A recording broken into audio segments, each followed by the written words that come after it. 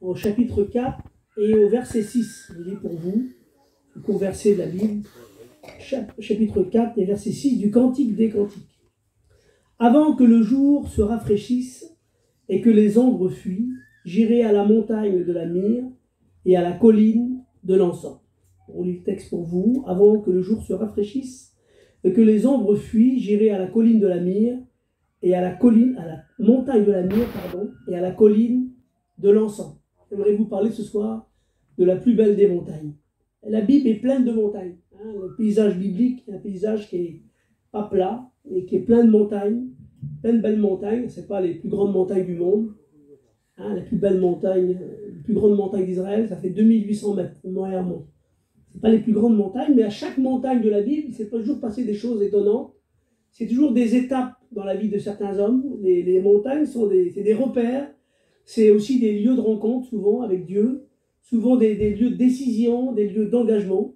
Et ça représente souvent l'effort de l'homme pour s'approcher de Dieu et pour grandir, pour s'élever vers la volonté du Seigneur. Il y a un texte de la Bible, dans le livre de Deutéronome, Dieu il présente le pays de Canaan, ou le pays de la promesse, qu'on pourrait ce soir identifier à la vie chrétienne.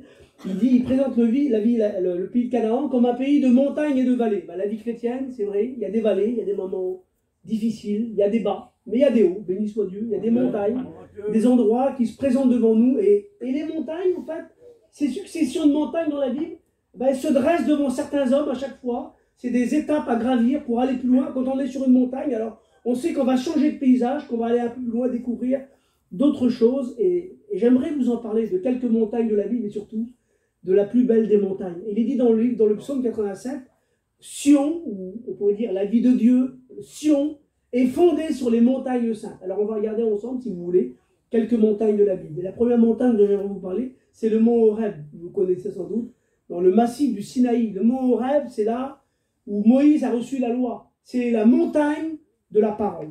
Et nous les chrétiens, nous croyons, c'est notre assurance, que nous bâtissons notre vie chrétienne sur la parole de Dieu.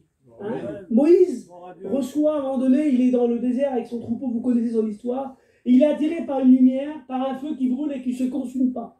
Et quand il s'approche, c'est une révélation pour lui, Dieu va lui parler.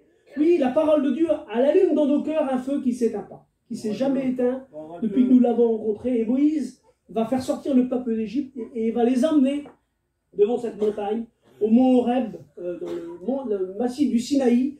Et à cet endroit-là, Dieu va lui communiquer la loi. Il va lui donner les 10 commandements. Il va y avoir des tonnerres, il va y avoir des éclairs, il va y avoir du feu, de la fumée. Ça va être impressionnant, à un moment spectaculaire. Et Dieu va demander à Moïse de monter. Et il va monter avec les 70 anciens d'Israël. On est dans le chapitre 24 du livre de l'Exode. Dieu va préparer à Moïse l'étape de la loi gravée du doigt de Dieu, la parole de Dieu. Et il va monter avec les anciens d'Israël et il dit ils vont manger devant l'Éternel. Il va avoir une représentation de Dieu. Il y a une espèce d'ouvrage en pierre précieuse, comme du jade, quelque chose d'extraordinaire qui est impressionnant. Mais Dieu va dire monte plus haut. Dieu désire que Moïse s'approche plus près. Dieu demande à chacun d'entre nous, les chrétiens, de nous approcher plus près de lui par sa parole. Monter dans son intimité à travers sa parole, de le connaître sa parole. Et Moïse ne se satisfait pas du spectaculaire, des tonnerres, de tout ça. Non, c'est pas ça qu'il a besoin. Dieu veut qu'il entre dans sa présence pour écouter et pour recevoir toute sa parole. Bien, mes frères et sœurs, nous les chrétiens, on le croit tout notre cœur. On est des hommes et des femmes de la parole de Dieu. C'est une des bases de l'Église, dit dans les Actes des Apôtres, chapitre 2, verset 42. L'Église persévérait dans l'enseignement des apôtres. Nous persévérons dans l'enseignement des apôtres, dans la parole de Dieu. La Bible dit que la parole, c'est une lampe à nos pieds, lumière sur notre sentier. Le frère l'a dit l'autre jour, quand il fait nuit, c'est difficile de se diriger. Si on n'a pas de lumière, on va pouvoir peut-être se blesser, prendre un mauvais chemin. Peut-être qu'on va blesser quelqu'un d'autre. Si nous ne voulons pas nous blesser dans la vie compliquée qu'on vit, eh bien, soyons éclairés par la parole de Dieu. Le psaume 23 dit que la parole de Dieu, c'est comme le bâton du berger. Avec ce bâton-là, il rassure sa brebis, son troupeau. Le Seigneur nous rassure par sa parole, par toutes ses promesses. Vous voulez être rassuré de la vie compliquée que vous vivez? Eh bien, lisez la parole de Dieu. Elle est pleine de promesses et pleine d'assurance, pleine de bons conseils pour nos vies. Jacques nous dit, il faut plonger ses regards dans la parole de Dieu. Et pas être un auditeur oublié. Pas seulement la regarder, mais pas être oublieux. Écouter sa parole et la garder dans le cœur pour la mettre en pratique. C'est la notice pour construire notre vie chrétienne. J'ai dit l'autre jour en prêchant, moi je ne suis pas trop bricoleur pour ceux qui me connaissent, et l'autre jour j'ai bâti un petit abri de jardin en tôle, mais je ne sais pas travailler. Et je me suis dit, la seule façon que j'y arrive, c'est que je fasse selon la notice. Et alors j'ai demandé à tout le monde que personne ne m'approche, pour pas que... Bon. J'ai dit, vraiment je vais le faire, je vais faire des efforts, je vais vraiment suivre la notice. Vous avez vu, nous les voyageurs, souvent on saute les étapes, on ne met pas tous les boulons, mais là j'ai dit non, là je vais faire comme la notice elle dit. Ben, je vous dis en vérité, j'ai réussi à la monter. Et si vous allez là-bas, j'en suis vraiment fier, elle est encore debout. Pourquoi elle est debout? C'est parce que je ne l'ai pas montée selon mon idée, je l'ai montée selon la notice. C'est peut-être un raccourci un peu bizarre, mais nous les chrétiens, nous avons la parole de Dieu. Et si vous voulez que notre vie chrétienne elle soit solide, il y a des gens qui essayent, mais j'arrive pas, c'est difficile. Eh bien mon frère, ma soeur, bâtis ta vie selon l'écriture, selon la parole de Dieu, et tu verras, ça sera solide. Même quand viendra la tempête, eh bien ta maison sera fondée sur le roc, sur la parole du Seigneur. Elle est créatrice de vie, la parole de Dieu. Dieu a parlé au commencement. Et à chaque fois que Dieu dit quelque chose, il y a 8 paroles de Dieu qui sortent de sa bouche. Genèse chapitre 1er, à chaque fois que Dieu parle, la vie se produit. Il y en a un Dieu qui parle, et par sa parole, eh bien la vie se crée. La parole de Dieu crée des désirs dans nos cœurs. On retourne toujours à la parole de Dieu. Élie, l'homme de puissance, à un moment donné, il fait tomber le feu du ciel, on le verra peut-être tout à l'heure. Et cet homme-là, à un moment donné, passe un moment de découragement extrême. Il est dans le désespoir, il n'est pas bien, il veut finir avec sa vie. Eh bien, il retourne où? Au lieu de la parole, au mont Horeb. C'est là-bas qu'on a besoin de retourner. Retournez toujours à la parole du Seigneur. Mes frères et sœurs, la pensée de Dieu se trouve dans la parole de Dieu. Hein? On n'a pas besoin de chercher autre part. On peut se tromper, je m'excuse. Un frère a dit, comment on a dit tout à l'heure? Le sentiment, on sait. Le sentiment toujours. Le sentiment toujours. C'est une vérité, mes frères. Le sentiment toujours. On peut se tromper, on peut imaginer, croire, supposer. Eh bien, nous ne supposons pas, nous ne croyons pas, nous avons la parole de Dieu. Et ça nous suffit. Le texte dit d'Éphésiens, vous avez été édifiés sur le fondement des apôtres. Alors, nous avons été édifiés sur le fondement des apôtres. Nos anciens nous ont apporté la parole de Dieu. Alors, on reste dans la parole de Dieu. Le Christ tout entier, dans la Bible tout entière. Amen. Comme disait le frère Payan, on en a assez. Hein, elle est dit dans le psaume 119, mon cœur ne tremble qu'à ta parole. Il y a plein de gens qui tremblent pour plein de choses. Eh bien, trouvons des hommes et des femmes qui tremblent pour la parole de Dieu. Ça sera suffisant. Et la Bible dit que quand Moïse est descendu avec les tables de la loi, il y avait tout le spectaculaire en bas et certaines personnes se sont satisfaites du spectaculaire. Moïse a été un peu plus haut, lui, il est entré dans la présence de Dieu, il est redescendu avec les tables de la loi. Et la Bible dit que son visage rayonnait. Quand un homme, une femme est un homme, une femme de la Bible, alors son visage est différent, mes frères. Hein, on n'impressionnera pas les gens, vous savez, avec nos méthodes ou nos choses. On n'impressionnera pas les gens avec tout ça. Ce qu'on a besoin, c'est d'être des hommes et des femmes remplis de la présence de Dieu par sa parole, béni soit le Seigneur. C'est la première montagne dont j'allais vous parler. La deuxième, c'est le mont Carmel que vous connaissez. C'est l'endroit où Élie, justement, a fait tomber le feu du ciel. Et je vous explique le contexte un peu rapide. On est dans l'île des rois. Il y a une sécheresse pendant 3 ans et demi. À un moment donné, Dieu va dire à Élie, tu vas faire tomber la pluie. Et alors, il va convoquer, défier les 450 faux prophètes, les prophètes de Baal. C'est supposé, Baal, être le dieu du tonnerre qui fait tomber la pluie. Et c'est un défi qu'il leur lance. Et Dieu dit, moi, je vais montrer au peuple d'Israël que c'est moi le vrai Dieu. Alors, Élie va faire venir tous ces faux prophètes-là, et il va dire, on va faire chacun faire un sacrifice. On va faire à chacun un sacrifice et on va voir c'est quel Dieu qui répond par le feu. Et il va dire cette parole, il va dire le Dieu qui répondra par le feu, c'est celui-là qui sera Dieu. La montagne de Carmel, c'est connaître la puissance de Dieu. Un chrétien, une chrétienne doit connaître, expérimenter la puissance de Dieu. Amen. On n'est pas des gens de connaissance, on est des hommes et des femmes d'expérience.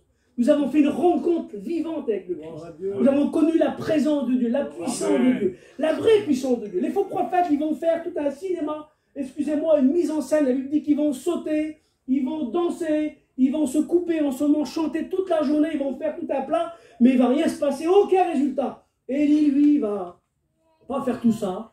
Pas besoin de mise en scène, pas besoin de spectaculaire. Non, Moïse, Élie, lui, il va mettre juste simplement le bois, hein, et il va prier Dieu. Et il va dire, que l'on sache aujourd'hui, Seigneur, que tu es Dieu, et que j'ai fait toutes ces choses par ta parole. Il va se réclamer encore de la parole de Dieu. Et le feu de Dieu va tomber. La Bible dit, quand le feu de Dieu va tomber, tout l'holocauste va être consumé, le bois, les pierres aussi vont être consumées. Oui, c'est pas lui qui a allumé le feu. Nous, on n'allume pas le feu, mes frères. On ne décide pas d'allumer le feu. C'est pas nous qui provoquent la puissance de Dieu. La puissance de Dieu, elle descend. C'est lui qui la donne. Lui, il prépare le bois et c'est Dieu qu'on voit le feu. Alors, préparons le bois, préparons nos cœurs et laissons-le allumer lui le feu quand lui il veut, c'est lui qui décide. Et la puissance de Dieu, c'est pas une apparence de puissance, c'est pas juste de feu qui tombe. Quand la puissance de Dieu tombe, il se passe quelque chose. Les pierres sont consumées. Il y a bien des pierres dans nos cœurs qui ont besoin d'être consumées par la puissance de Dieu. C'est ça un homme, une femme qui a rencontré la puissance de Dieu. C'est pas que de l'apparence. Hein. Dans le monde, il y a des beaux feux d'artifice. Ils nous éblouissent, ils sont de toutes les couleurs, de couleurs. Mais ils n'ont aucune utilité à part ravir nos yeux. La puissance de Dieu, c'est un feu qui consume les pierres, qui consume tout. Et elle a un effet particulier. Elle donne du courage, la puissance de Dieu. Parce que lorsqu'il a rencontré cette puissance, et il a le courage d'aller égorger, c'est peut-être un peu violent, mais c'est comme ça que ça s'est passé dans ce texte, d'aller égorger les faux prophètes, les 450 faux prophètes. Avant, il avait peur, mais quand il est revêtu de la puissance de Dieu, alors il est courageux. Il est capable d'aller égorger ou faire tuer ces 450 faux prophètes. Et elle ne fait pas que ça, la puissance de Dieu, quand elle tombe. Hein, elle consume, elle donne du courage, mais elle provoque la pluie. C'était important parce qu'il n'y avait pas plu pendant 3 ans et demi. Alors c'est bien beau, le tonnerre, tout ça, mais il faut à un moment donné qu'il y ait du résultat. C'est ce qu'un jour, un chrétien a dit à son pasteur. Il avait prêché un bon message, et puis il s'est mis à la sortie d'église, et puis comme tous les pasteurs, il a serré la main de ses fidèles. Il a dit, vous avez pensé quoi de mon message? Le chrétien a dit, écoutez, j'ai écouté le tonnerre, j'ai lu les éclairs, mais j'attends encore la pluie. Ah, c'est frère Sinto qui dit comme ça. Eh ben, c'est vrai, mes frères. On a besoin pas seulement de voir des éclairs, pas seulement d'écouter du bruit du tonnerre, mais ce qu'on a besoin dans un moment de sécheresse, c'est de sentir la pluie qui désaltère, la pluie qui donne la vie renaît, comme la pluie va tomber au bout de 3 ans et demi de sécheresse. Eh bien, cet homme-là, et il y a connu la puissance de Dieu. On a besoin de connaître la puissance de Dieu dans la vie chrétienne, de connaître cette vraie vie puissante du Saint-Esprit. La troisième montagne dont j'aimerais vous parler, c'est une montagne que vous connaissez aussi, c'est le mont Moria. C'est le lieu où Abraham a voulu offrir son fils Isaac. On est dans la Genèse, chapitre 22, et Abraham, vous le connaissez, le père de la foi, a attendu pendant 25 ans une promesse, une descendante. Et voilà qu'un jour Dieu lui fait la promesse, il donne un fils qui s'appelle Isaac, ça veut dire il sourira. C'est son sourire, c'est sa joie, Isaac. Et puis à un moment donné, voilà, c'est très étonnant, particulier, le Dieu qui est contre les sacrifices humains va dire à Abraham, offre-moi ton fils. Et il va lui demander de réfléchir, c'est pas instantané. Il va lui dire, tu vas me l'offrir, mais tu ne me l'offres pas ici. Hein. Tu me l'offriras à 3 jours de marche. Comme pour dire, tu as le temps de réfléchir aux conséquences de ton acte. Réfléchis si tu es vraiment sûr de vouloir le faire. En fait, Dieu met Abraham à l'épreuve, on le sait tous. Et Abraham va faire ces 3 jours de marche. Je ne sais pas combien de questions vont venir dans son cœur à ce moment-là, pendant tout ce voyage-là. Et vous connaissez son histoire. Il va monter sur ce mont Moria. Hein, et il va être prêt à sacrifier son fils. Et Dieu lui demande d'offrir le plus précieux, d'offrir l'impossible.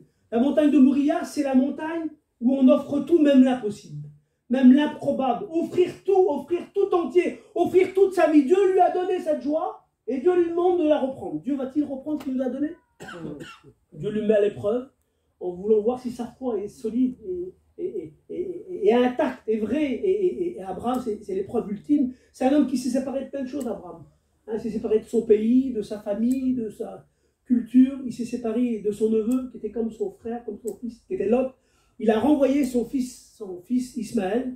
La Bible dit qu'il l'a renvoyé. Et après avoir fait tout ça, Dieu lui demande l'impossible. Sacrifier celui qu'il aime, son fils unique.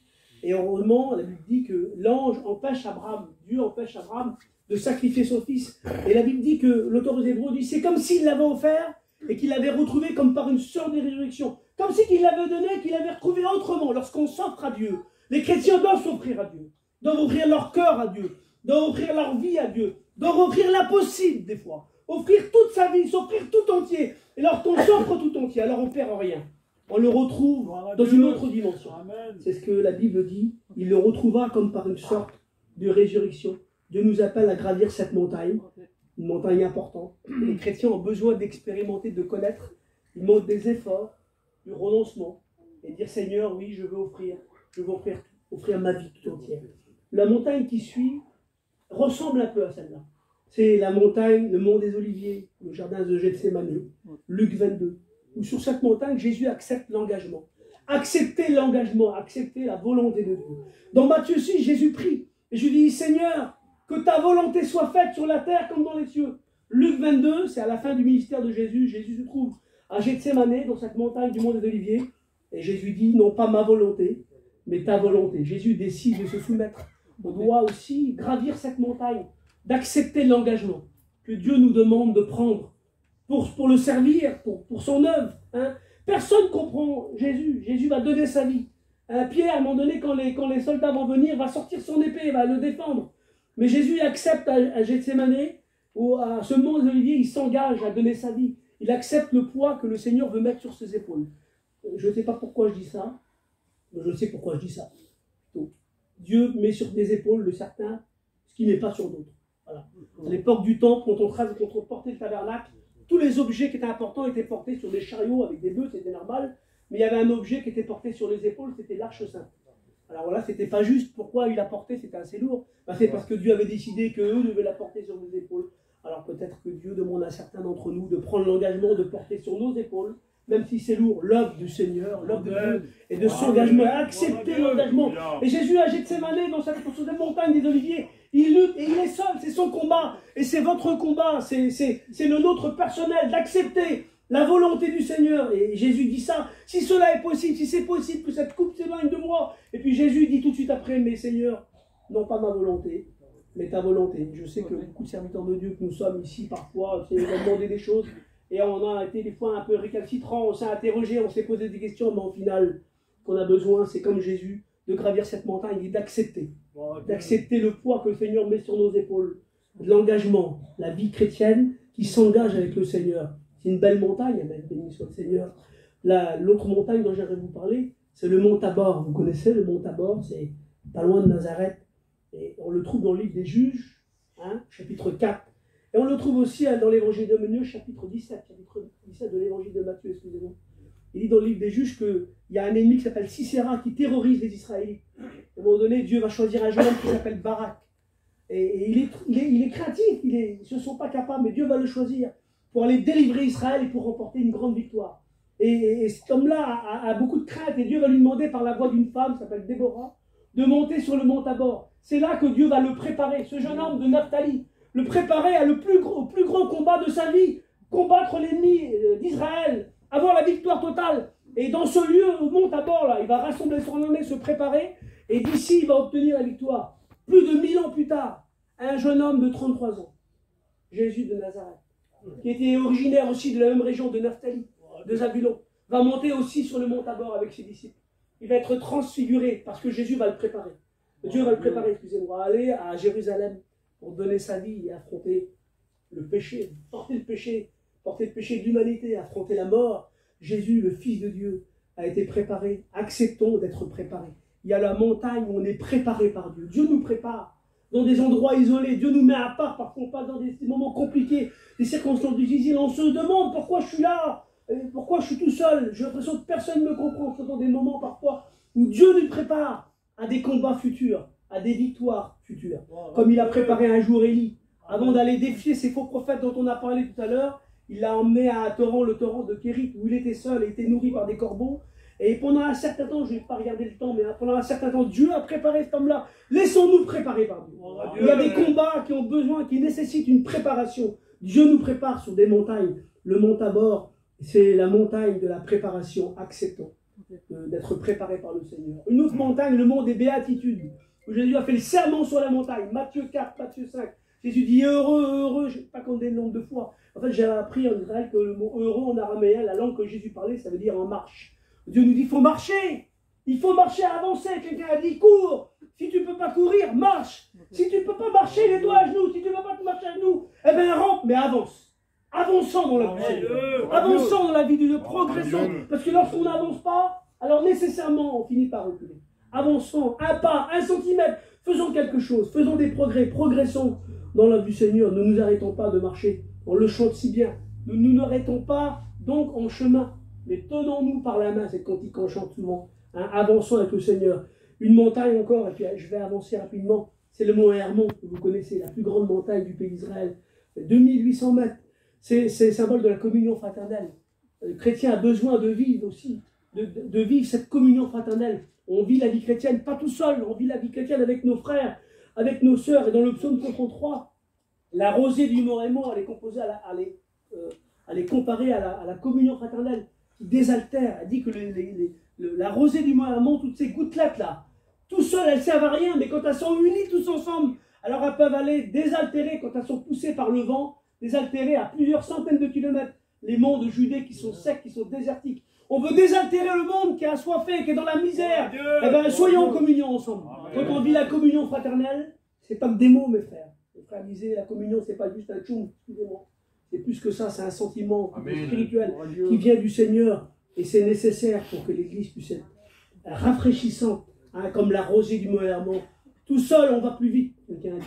Mais ensemble, on va plus loin. Alors, faisons comme le Seigneur nous dit, et soyons en communion. Alors, je me suis dit, Jésus a dit cette parole, une ville située sur une montagne ne peut être cachée. Toutes ces montagnes-là, c'est pas la peine de le dire qu'on les a vécues. Dieu le voit, le Seigneur le voit, et nous on le voit aussi, ça se voit, mes frères, quelqu'un qui vit la communion. Ça se voit, quelqu'un qui est un homme de la parole. Ça se voit, quelqu'un qui est un homme de puissance. Ça se voit, tout ça. Pas besoin de le dire. Une ville qui est située sur une montagne, on ne peut pas la cacher. Mais j'aimerais vous parler de la plus belle des montagnes. C'est celle dont on a parlé tout à l'heure. C'est la montagne de la Myrrhe, du Cantique des Cantiques. Avant que le jour ne se rafraîchisse, j'irai à la montagne de la Myrrhe, à la colline de l'encens. Alors la myrrhe, on ne sait pas trop ce que c'est aujourd'hui. C'est un produit autrefois, un produit de beauté. C'est la sève, la sève d'un arbre. La résine d'un arbre, en fait, qui est blanche à l'origine. Alors, pour la cultiver, on coupe l'arbre, on l'entaille, on le fait souffrir un peu, on le meurtrit. Et cet arbre-là, on a l'impression qu'il se vide de sa vie, en fait. Elle est toute blanche, la sève. Et quand elle sèche, elle devient rouge comme du sang. Et ce produit-là a été utilisé autrefois. On s'en servait pour faire du parfum. Il avait la vertu de purifier, de désinfecter. C'est un puissant désinfectant. Et en fait, la myrrhe, en fait, la montagne de la myrrhe, c'est Golgotha. C'est l'endroit où Jésus a donné toute sa vie. Sa vie qui était pure, qui était blanche comme cette sève, comme cette résine. Il a donné toute sa vie. Il a donné son sang précieux. C'est là qu'il s'est donné volontairement. Il s'est donné pour chacun d'entre nous. Il est dit que le sang de Jésus purifie de tout péché. C'est la plus importante des montagnes. Et je voudrais m'adresser à nos amis qui peut-être n'ont jamais monté sur cette montagne. Avant de gravir toutes les autres montagnes, c'est celle-là qu'il faut connaître. S'approcher de celle-là, la montagne où Jésus est mort sur la croix. Prendre conscience de la croix. Je voudrais vous parler de la croix quelques instants. Pour vous dire que Jésus est mort à la croix du Calvaire pour les pécheurs, pour chacun d'entre nous. Il est dit dans le livre d'Ésaïe que le rejeton d'Isaïe, c'est-à-dire Jésus, sera comme une bannière pour les peuples, comme un drapeau pour les peuples. Il dit aussi dans Ésaïe 13, sur une montagne nue, élevez une bannière, élevez la voix, faites des signes de la main. Eh bien, la croix du Calvaire, c'est comme un drapeau, comme le drapeau blanc qui dit, ça y est, c'est fini, on va se réconcilier, arrêtons la guerre. Et Dieu, par Jésus, veut nous réconcilier avec lui-même, en nous faisant venir à lui. Ce drapeau, cette croix était plantée sur la montagne de Golgotha. C'est comme une bannière qu'appelle tous les hommes, et qui dit, venez à moi, je veux vous sauver, je vous aime, je veux vous chérir. Et Jésus, mourant, est mort les bras ouverts, en voulant dire qu'il aimait tous les hommes, mais qu'il voulait que tous viennent à lui. Jésus, sur la croix, a pardonné, payé notre péché. La Bible dit dans Éphésiens, il nous a réconciliés avec Dieu par la croix. Il dit aussi dans Colossiens, il a fait la paix par le sang de sa croix. Il est dit dans le psaume 24, qui pourra monter à la montagne de l'Éternel? Et il répond le psaume. Il dit celui qui a le cœur pur et les mains innocentes, c'est-à-dire Jésus. Amen. Jésus, le cœur pur et les mains innocentes, est monté à la croix du Calvaire pour chacun d'entre nous. Le psaume 15 dit, qui demeurera sur la montagne sainte? Comment pourrions-nous rester dans la présence de Dieu? Eh bien, c'est possible de rentrer dans la présence de Dieu à cause que Jésus a payé pour nous notre dette, notre péché. Il est dit sur cette montagne, Dieu a anéanti le voile qui voile tous les peuples. Et dans le livre de Matthieu, chapitre 27, le voile du temple se déchira de haut en bas. Dans le temple, ou dans la tente de Dieu, il y avait un voile qui séparait le lieu saint du lieu très saint. Et Dieu a montré ce jour-là, quand Jésus est mort, qu'il acceptait que tous les hommes puissent rentrer dans sa présence. Qui que vous êtes, qui que vous soyez ce soir, vous pouvez entrer dans la présence de Dieu par le sang précieux de Jésus, être réconcilié avec lui, entrer dans sa présence. Il vous accepte, il vous aime. Il veut vous sauver, béni soit Dieu. À Golgotha, Christ s'est offert comme un sacrifice de bonne odeur. C'est pourquoi on l'appelle aussi la colline de l'encens, béni soit Dieu. Alors je termine, je ne suis pas très long. Il est dit avant que le jour ne se rafraîchisse et que les ombres fuient, ça veut dire le soir. Avant que le jour, avant qu'il commence à faire frais, avant que les ombres disparaissent, ça veut dire c'est le soir. Vous voyez bien, je ne veux pas être un prophète de mauvais augure, mais en vue des temps compliqués. Vous voyez bien que c'est le soir. Le soir vient. Et avant que le soir vienne, avant que la nuit vienne, où ce soit plus possible, eh bien Dieu nous invite à prendre conscience de la croix et à monter à cette montagne de Golgotha et à réfléchir sur le sacrifice de Jésus. Il est mort pour chacun d'entre nous, pour nous sauver par son sang précieux, Qui que nous soyons, quoi que nous ayons fait, Dieu nous aime. Et par Jésus, il a prouvé qu'il voulait nous sauver, nous préparer une place dans le ciel. Un ami merveilleux, le frère l'a cité l'autre jour, le texte. Sur la montagne, Dieu prépare un festin. Ce sont les noces de l'agneau. Dieu nous invite à chacun d'entre nous à profiter de sa présence. Et Dieu compare le ciel à une noce où les gens se réjouissent et sont à table, et sont heureux, et sont joyeux. Eh bien, Dieu nous invite à ne pas nous réjouir seulement 2 heures d'un bon repas de famille, mais nous réjouir dans sa présence avec tous les hommes et les femmes qui sont partis près du Seigneur pour l'éternité dans sa présence. Hein. Le livre d'Apocalypse dit « Je frappe à la porte, et si quelqu'un entend ma voix, j'entrerai chez lui, et je souperai avec lui, et il soupera avec moi. » Je me suis interrogé souvent, je me suis dit « Pourquoi c'est répété presque la même chose ?» En fait, c'est pas la même chose. Hein. Je souperai avec lui, c'est lui qui vient chez nous. On l'accepte ce soir, il vient dans nos cœurs, et il vit chez nous, et il mange avec nous, il partage notre vie quotidienne de tous les jours. Mais un jour, c'est moi qui souperai chez lui. Un jour, c'est nous tous qui irons chez lui. Et ça, ce sera différent, ce sera un festin qui durera pour l'éternité. Une façon pour Dieu de dire que nous serons dans la joie et dans le bonheur absolu. Voilà ce que j'aimerais vous dire ce soir. Avant qu'il soit trop tard, avant que les ombres fuient et que les jours se rafraîchissent. Vous ne sentez pas qu'il fait un peu froid dans le monde qu'on vit aujourd'hui? Eh bien, montez et réfléchissez, considérez l'œuvre de la croix. Le Seigneur est mort pour vous et il veut vous sauver. Voilà, on peut prier le Seigneur ensemble. Merci pour ta parole.